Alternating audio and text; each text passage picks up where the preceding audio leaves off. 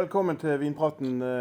Vi har besøk fra Italia. Marilisa Allegrini på besøk. Hun skal fortelle oss om de siste nyhetene hun har gjort, og en spesiell ansettelse som kanskje betyr mer for Italia og henne enn noensinne. Welcome to Norway. Thank you. It's so nice to have you here. It's nice for me. You are one of my favorite persons. We haven't met a lot, but each time you learn me something, and it's always something new, and it's kind of an energy around you. I know you're demanding. I know you are working a lot. But you're going to tell us a little bit what the big news for some time ago now, but actually for you is a new adventure. And please tell us, what happened? Thank you very much, Svein, to give me the opportunity to tell to the Norwegian wine lover my story. And what happened to me, it was that 1 year ago, almost 1 year ago, after 40 years that I was working with my family company, I decided to start my own company together with my daughters, Carlotta and Caterina. And now it's a group because we have one winery in Bolgheri, Poggio al Tesoro, one winery in Montalcino, San Polo, and also we have this beautiful property in Verona, in Valpolicella, which is Villa della Torre. It's a Renaissance villa that is surrounded by beautiful land where we produce, of course, the wines typical of the Valpolicella area. So, but if you start with a big castle, it's kind of. I remember that you said to me that you took over it, and I was there maybe 2-3 months after you had done it. So it looked like a disaster. Everything, room for room, was just, wow, this was forgotten or not fixed. But then over the years, I have come into it, and for 2 years ago, I met you there, and then it was fixed, more or less. Fantastic. Still old, very old, but also in kind of good condition after it's a never-ending story of fixing it, I think. But what are the plans in the future there? Are you planning now to increase in Veneto, or are you just going to maintain that small? No, in Veneto, in Valpolicella, I want to continue with the wines from the vineyard, Villa della Torre. So it's not a big property, it's 15 hectares. So I will make a special selection of Valpolicella Classico Superiore, because we are in the Classico area, and then Amarone Classico. And then I have also a property in Lugana, and we will make also Lugana wines. So you say you left the family company, you not left the building? No, of course. You're going to be a president, this is my job. This is what I'm able to do. Yeah. This is what I learned from my father, from my ancestors. So this is what I want to do. And also my daughters, because Carlotta is a medical doctor. Caterina is a PhD in philosophy, but they both decide to come to work with me because they love the wine business. And they love the family history. And also they know how much of my time I dedicate to this job, and so they want to take over. But when you decided to left your family company, it's kind of a big decision anyway, you know.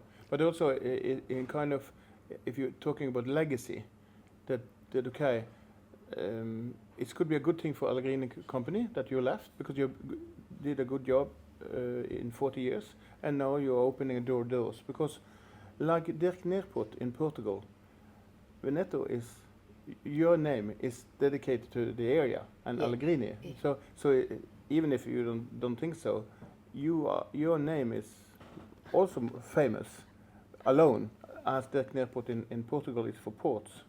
So I think when I heard the news, I'm thinking, okay, that's a typical family strategy or positive thing.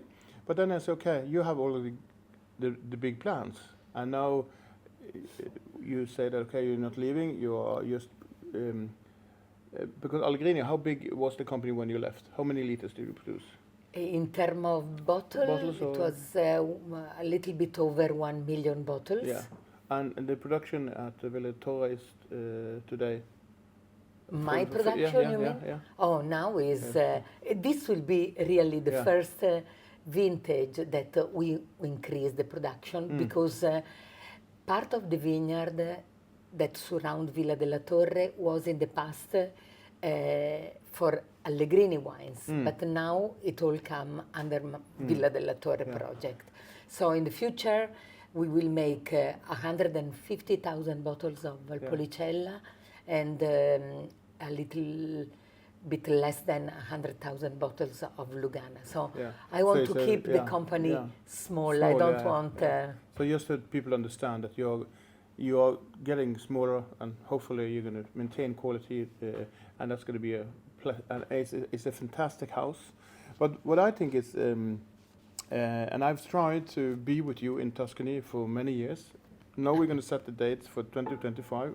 I will be present.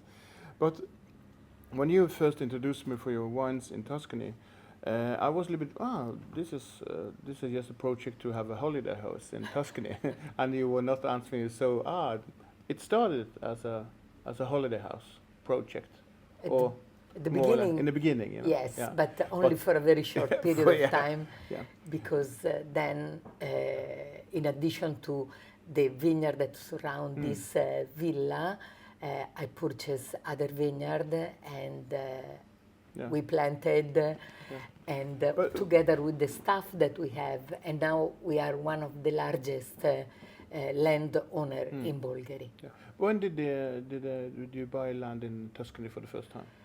I visited Bulgaria the first time in October 2001, and the next day I decided that this would be my next project because I fell in love with the area. The area is beautiful. From the wines produced there are fantastic, and also the landscape, and then the proximity to the sea, as you said, is a very good holiday place. Because many of your neighbors and houses and so on are, and we are in the coastline of Tuscany. Yes. It's a kind of beautiful scenery. It's not, you have Sassicaia, you have lots of good producers. But your property a little bit inside, and it's not inside, it's close. You can see the water, of course. But how was the condition of the land? You took over one year, then bought more? Yeah. I bought from more or less from 20 landowner. Yeah. I bought small piece of land, and only one vineyard, one piece of land was under vines. So the one that surround this guest house. And then this is located along the Strada Bulgarese, which is the most prestigious part of the Bulgari appellation. And then I purchased piece of land at Le Sondraie, and studying from what was planted along the Strada Bulgarese, I decided what to plant at Le Sondraie. And so we identified the different kind of soil, the clay soil for Merlot, the sandy soil for the Cabernet Sauvignon, and the limestone soil for the Cabernet Franc. So this piece of land that was planted prevent us to make mistakes when planting the other part. So that had been actually a very good decision in 2001. That we started because when you see it now, you have started and do a lot of mistakes or learning processes, and for many years this has been one of the reference for me to taste from Tuscany in kind of a modern style, a little bit outside thinking. So when you taste the wines, it's more fruit driven. The oakiness is into the wine, and I think the wines also is a kind of a new view of the Tuscany wines. Even if it's very easy to, it's a completely different wines than from Veneto. But for me, it's a kind of Tuscany market in Norway are often low priced, or you're buying the highest rated wines. So many are forgetting the medium priced wines, who is very good to food driven, and that's what your wines always is. They are very good with acidity levels. That's good. But if we go into the project of Tuscany first, What is the future for this now with your daughters? You are present, I know. Your daughters, have they left their jobs? Yes. Yes. And now you are their 3 women. Yeah. Yes. Yeah. And the recent news that it's becoming a man in between the views. Yes. And when I heard that news, Andrea, who's just become the second master of wine in Italy. Yeah. I applauded in my house because I know him from before, and I think, that man have to have lots of offers. How did you meet him? You know, Andrea is from Valpolicella, so every now and then we used to meet in the different occasion where there were events in wine. And I met him at the beginning of this year, so a few months after I left my previous company. And we started talking, and I think that we have a very common view about the development of the wine, so about the new style that is taking place in all areas.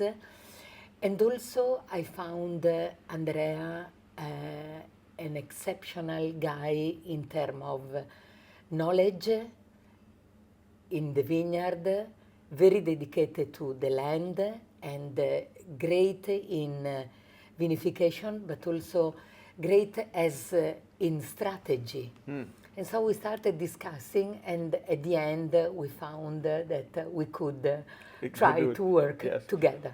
For me, who's from outside, I was just, this is fantastic to do. And also I think that makes also from outside that where you're going to put the standards for the future. Andrea is he's one of the most dedicated master wine I ever known. Yes. And I know a few. And he is, I love to see what he have done for Bertani over many years.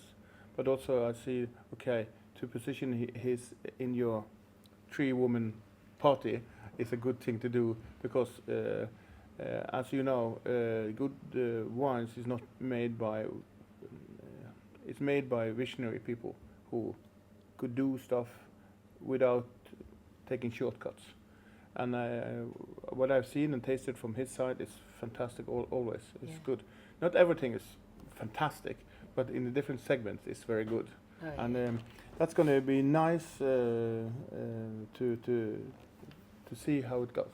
Yeah, I'm very excited, and my daughters are very excited because I think that they need some view apart from mine, because they have to develop their own way, and Andrea can be a great mentor to them. And so I'm very proud that after the big company, he decided to join something that a small family company. Yes. So that's, but that's a good thing to hear. But how are you up in all this? Starting new business, you know, and you know, 40 years in the company, and you can retire. When we talked last, you have some damage with your knee, or you break your leg, and you were a little bit, I'm thinking of something, and then suddenly you see a motorway of opening companies. How are you up in it? No, this was 2 years ago, and I think that when you love what you do, you never retire. No. So I will probably slow down in the future, but not now. Never retire. No, because now you have your name on the wall. Of course, I want to give space to my daughters, because they need and they deserve to develop their personality, and they deserve to be in the company and to have the vision how to develop in according to their idea, the company. But so now they got 2 good mentors. One who is a good sparring partners and see technical and from a master wine view, and also with his contacts. You with your experience of trade and business and so on. But still, it's Before we started this, I'd say, okay, you use a lot of money, and you just laughed. Yes, you do. But I think also that that's important when you're getting smaller and getting more focused. Because at Allegrini, it was a big company. It was a big movement going forward, and this is smaller. And to build something from the scratch again also need good energy, you know. So that energy you have, do you think that the energy you have now is the same thing you have it when you started in Allegrini for 40 years ago? Yes, yeah. the energy, you know, that? I am 40 years older than when I started, so the energy, I'm sure, is a little bit less, but you know, I still travel the world. I still like to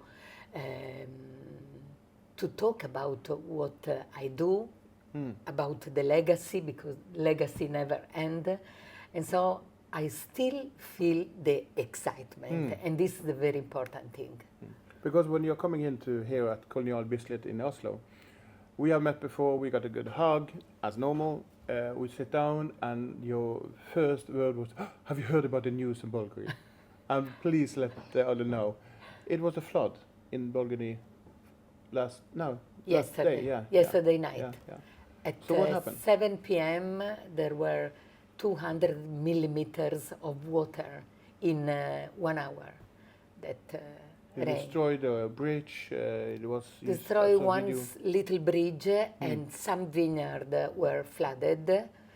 And but you know, this morning the situation seems to be a little bit better. Yeah. It looked like a rice field. The vineyards, everything was flooded over the ground, and not all the vineyard, only some river. You know, the Bulgarian territory is crossed by many rivers, and there were only 2 that flooded. So. But do you think that will be the problem for the future? It have happened before. You know, climate change is a reality. Yeah. We have to be ready. We have probably to take care of the rivers and to prevent the flood. Yes. Yeah. Because when you have overflooding like this, it's no problem for 1 or 2 days and then the water goes away. No. But if the water continues to come in, it will ruin the vineyards and the soil. It will water it out. Yes. So you have to fix it. Yes. So definitely. We have seen a lot of flooding, especially in Germany, have been with disaster outcome. France, France, everywhere. So it have to be thought about. But this probably will be fixed and in order. But I just mentioned that he was excited to what the news are. So many times when I meet wine people, some of them are very commercial. Some of them are just thinking of the brands and so on. You have never been, so you're just exciting person to be around. Very focused on what you do. My focus has always been to make quality. I'm looking forward to meet your daughters and see if they have the same energy. I can't be in the same room. Ooh, that's something happen. But we are here also to taste the wines, and we have picked up 4 wines from you, and we're going to go through. First, we're going to have from the side here, from San Paulo. And when I pour the wine, what wine is this? So this is Brunello di Montalcino 2019, and we didn't talk about San Paulo because we can start with that now. The project Poggio al Tesoro started from scratch, apart to this small piece of land that was planted, and it started in 2001. But San Paulo, I purchased the property in 2007, and it was already an existing company. So the winery was there, the vineyard were planted, the name of the brand San Paulo was already existing. So I purchased a property that was founded by other people. Yeah. So and there were 2 families that belonged the property before me. But that area in Norway is often forgotten. You know, it's a kind of a hidden treasure. Special price. So often these wines are very good priced. Your wines are very good priced.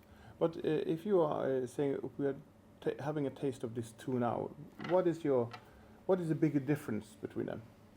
One, the first Brunello is grapes that are selected from the different part of the property, and the second one, Pordenove, is a single vineyard. So we choose the single vineyard, which is the highest in the property that we have, and we have a soil that is very peculiar because we have a lot of galestro, the best soil that is suitable for the production of Sangiovese. But also, and in the second wine, you have accentuation of all the flavors that are the characteristic of Brunello. The second one is a unique, very good wine. It's very good, and it's young. It's very young, but still the tannic and acidity levels and concentration of this is fantastic. The first one is a kind of I would say, it's not a day-to-day wine. It's a wine who you take to good Fridays. Yeah, Brunello di Montalcino is never day-to-day wine. No, it's a good Friday, but also the occasion is. But still, when you see the prices on the first is 629 for the first, and a little bit 1100 on the last. This is not expensive to Norwegian standards for that kind of quality. You see often that the wines in that category is, and it's in taste, you can easily add 200 kroner for similar wines also from Tuscany, but also from other parts in that concentration, because this is what I call very good to lamb and that kind of food. Yeah, yes. But very often mistaken the area, because there are some examples in the Norwegian market who is not like this, not at all. So this is the only thing who's talking against this is the tannins, but the wines is also young, so it will change over time. When do you think these wines here is matured perfectly? You know, Brunello takes always a little bit of time to develop the best flavor, but I think that the expression of the wine is very interesting now, because it doesn't have this green tannins that very often Brunello have. And this is because San Polo is located at very high altitude. We are at 400 meters. So we have a fantastic microclimate. We have good drainage in the soil. We have good ventilation that comes from the Monte Amiata. And also we have great exposure. So because of this, we can have perfect maturation of the grapes, and the result is no green tannin, but tannins that are soft and round. More rounder. For me, the tannins are present in a positive way, not green, as you say, that it is harsh, but Yes. you just take it with some medium beef. It's fantastic to have, or lamb, who is just outstanding to it. It's very easy to do. But this property you have for a while. So do you have any plans for this property now, when you have a new energy around you? Because you have your own. It's your own name, and new possibilities to do. What are the plans for this property? No, the plan for all three property is to develop the hospitality together with the wine production. Yeah. Because in San Polo we cannot buy any more land, because it's a single property, is 20 hectares, and the surrounded vineyard are not for sale. Okay, So, you have tried. so we cannot expand the property. But in 2015 we started the organic, to manage the vineyard in the organic way. So the winery is organically certified since 2017. And we have the production of Rosso di Montalcino, and we have this single vineyard. The Podernove is one of them, and then we have another one that is called Vigna Vecchia. Yeah. We started also the production of wine in amphora. in 2020. Yeah. So this is the new development. And so with Andrea, we are looking forward. But this hospitality is a kind of very good that you have.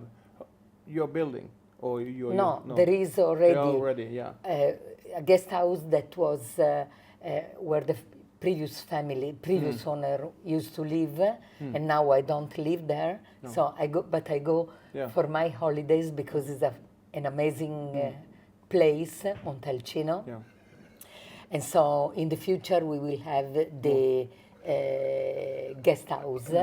Because that have been very important for many producers now, is to spread the words about wines, but also often people want to travel and see their brands, or talk with the owner, have relationships with these have changed a lot since latest 25 years. Yeah. I recently come back from Piemonte, and one of the producer, he's called Bandini. Just behind La Mora, they have bought a winery, and they saw that, okay, we need some hospitality, got some help, financial, okay, but they only have 5 rooms, but the 5 rooms is always booked. Always. Yeah, always, and it was lucky to have. How many rooms are in São Paulo? We have 7. In the future, probably we will have 2-3 more, so we will reach 10 bedrooms, which will be the same that we have in Bulgari and the same that we have already at Villa della Torre. Yeah. You know, the feeling is completely different because at Villa della Torre you live the history. You are in a 1500 building. Yeah. In São Paulo you are in a beautiful setting, and in Poggio al Tesoro we are in another beautiful place close to the sea. So you can have 3 different great experiences. Yeah, of course, it's fantastic. Yeah, I remember that you have a fireplace in at Villa della Torre. You can walk into, and you walk into a mouth of a lion. Yes, yeah, I remember that. Lion, fish monster, devil, and angel. Yes, these are the 4 fireplaces that we have at Villa della Torre. Place.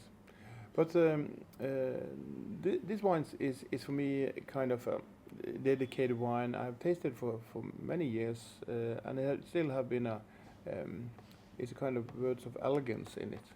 In the past, my tasting notes are always a little bit around the tannin, and then suddenly now you can feel the tannins are less present in this vintage than before, and the wines are just very good priced into it.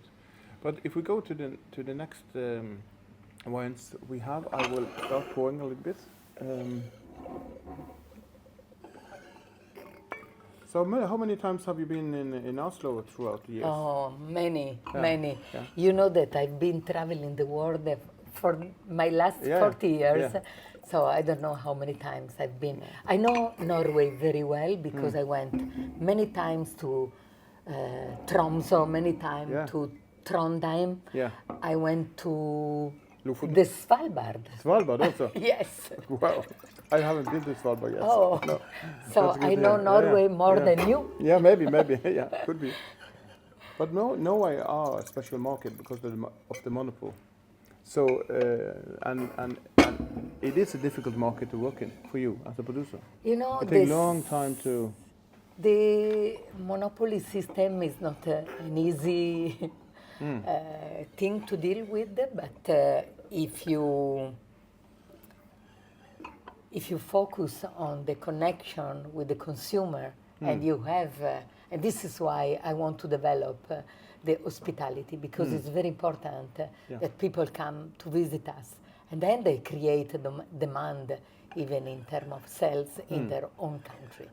So for Norway, the monopoly for the time being is, I think, is more or less perfect, so long they are dynamic and manage to have connection with the market. And we have 35,000 products inside the monopoly. It's huge, but many of them are not selling to pay salary.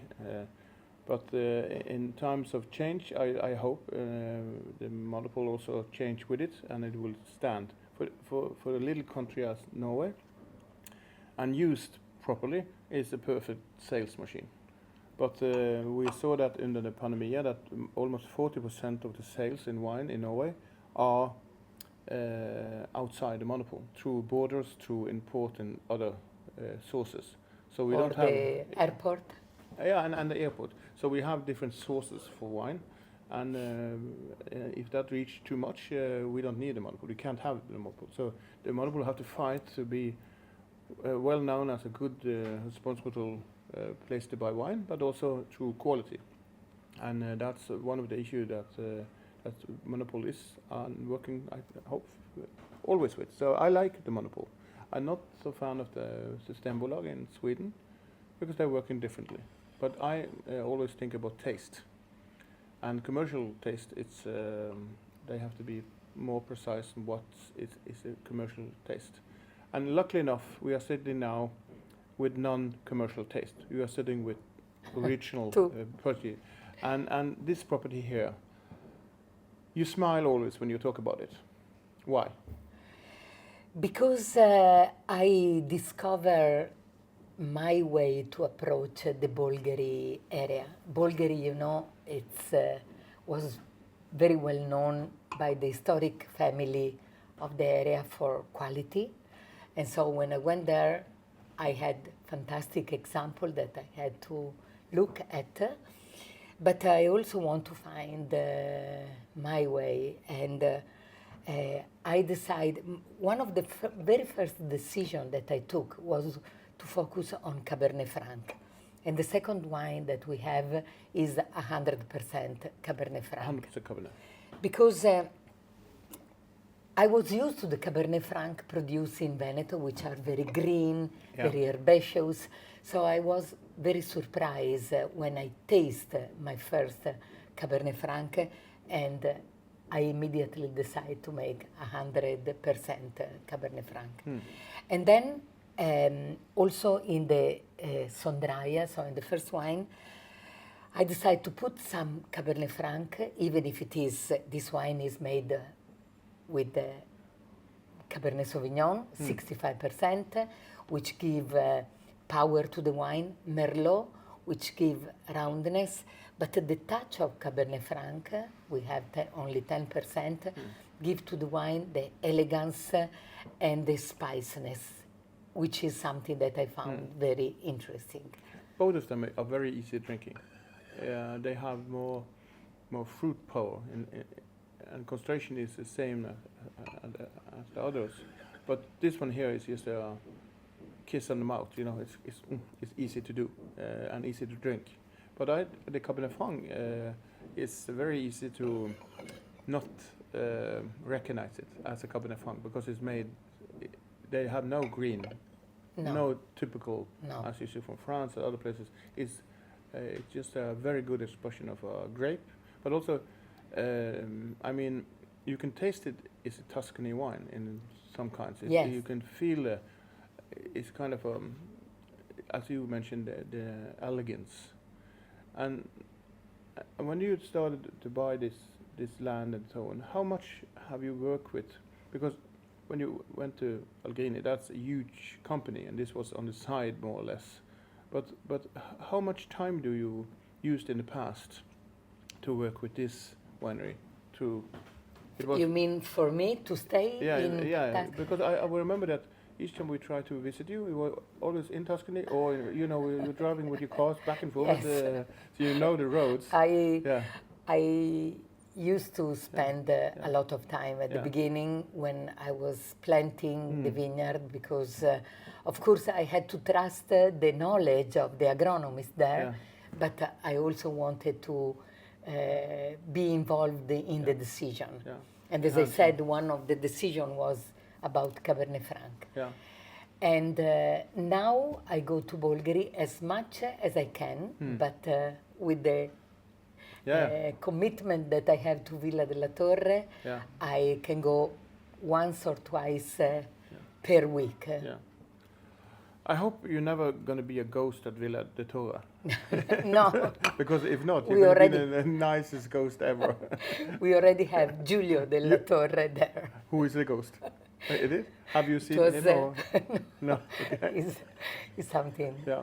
For the listeners and viewers of the podcast, Villa Tutor is a old, very nice, and it suddenly is there and it's big, and now it's just in the light. When I've been there with Italy, when you're lighting it up and so on, it's amazing view, and also the good hospitality. Yes. As you see, it's when I was there last time, we are. And maybe it's for more than we are looking for your car Maserati that you have, and we loved it, and it's red, I think, yeah, of course, and we saw that the house was alive again, but it took many years. Yes. Yeah, it was a big project. As you said, we are still working because one wing is completely restored, and we have 10 beautiful rooms that I took personally of the renovation and also the interior. Yeah. But the other wing is we are still working because Villa della Torre is considered to be one of the most important monuments of the Italian Renaissance. And in fact, one wing is the oldest, and there are a lot of frescoes that need to be clean and restored, so it will take... Because this is also private funds, you have to pay for yourself. Yes. Yeah. So this is costing. So, Very. But I assure that I will send you a little bit link how it's and see some picture of it, because people, I love it. It's fantastic. And if you're ever gonna have a party on where you need 150, 200, 300, 400 people, there are no problem to host that but only for one night party. Yeah, of course, yeah. They can't stay over because it's going to be good.